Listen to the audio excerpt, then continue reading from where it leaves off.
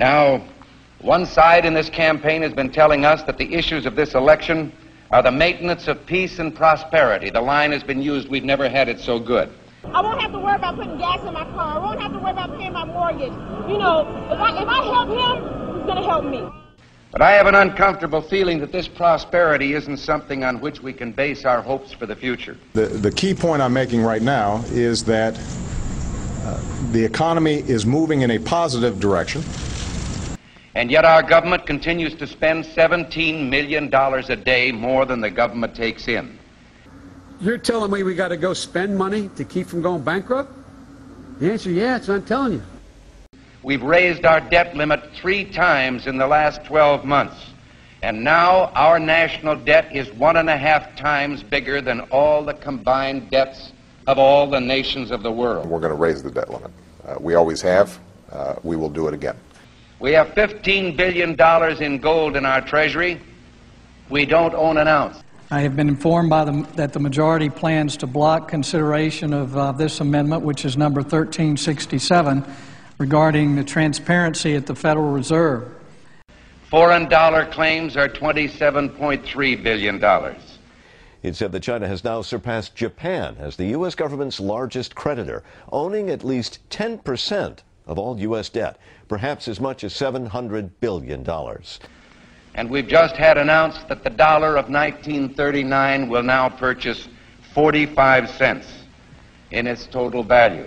President Obama is expected to face tough questions over the U.S. decision to pump $600 billion freshly printed dollars into its economy. Now, the move is an attempt to revive the country's finances, but will result in the devaluation of the dollar. We're at war with the most dangerous enemy that has ever faced mankind in his long climb from the swamp to the stars. We've got to give them a stake in creating the kind of world order that I think all of us would like to see. And it's been said if we lose that war, and in so doing lose this way of freedom of ours, you'll construct a legal regime to make indefinite detention legal. History will record with the greatest astonishment that those who had the most to lose did the least to prevent its happening.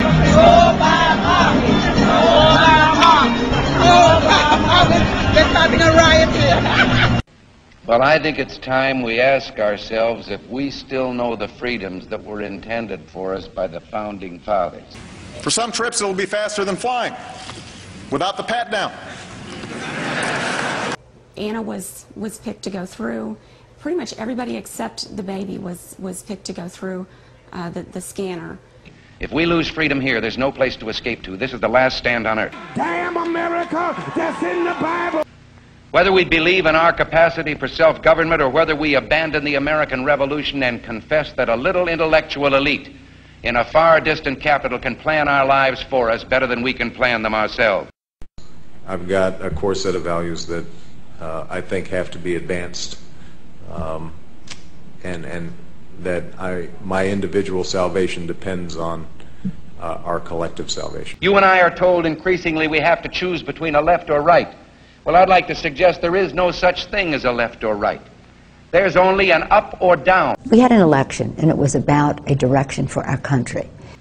And regardless of their sincerity, their humanitarian motives, those who would trade our freedom for security have embarked on this downward course.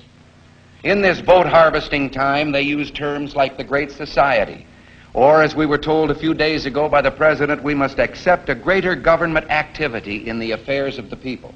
E pluribus unum, out of many, one. In the end, that's what this election is about. Well, the trouble with our liberal friends is not that they're ignorant.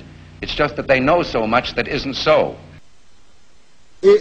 Over the course of 10 years, it would cost what it would cost us. All right, okay, we're going to. It would cost us about the same as it would cost